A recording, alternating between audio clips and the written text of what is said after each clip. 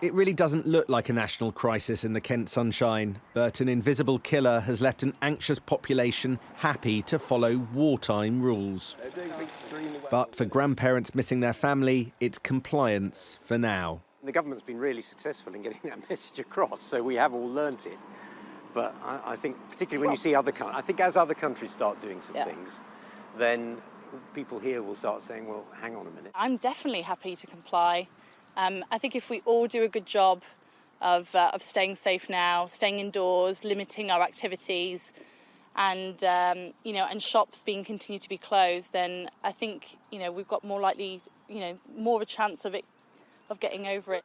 An exclusive poll for Sky News reveals the majority of the public generally agree. A solid majority wanting to keep things as they are for the next few weeks.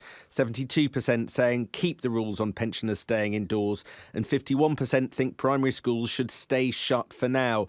Parents strongly backing school closures, over 65 supporting measures to keep them at home.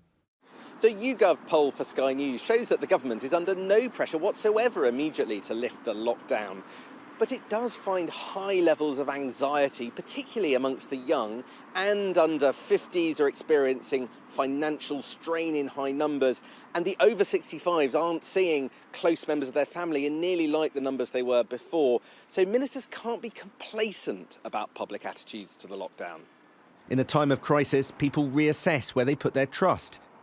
The National Health Service comes out top with an overall trust score of 81, with Chief Medical Officer Chris Whitty on 25.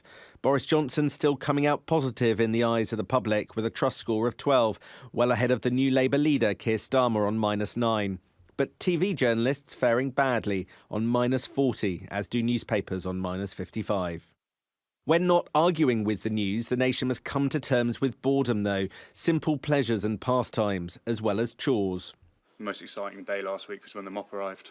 So, yeah, a lot of tidying. I definitely filled my time with more exercise. I think when I was working, because I'm on furlough at the moment, when I was working, I think when you're working in 9 to 5, particularly me, I always found an excuse not to do it. They're not alone. 49% saying they're doing more tidying and cleaning, 46% more cooking, 35% reading, and 30% more exercise, even though the government wants everyone out for an hour a day. Just 7% saying they're having more sex during the crisis.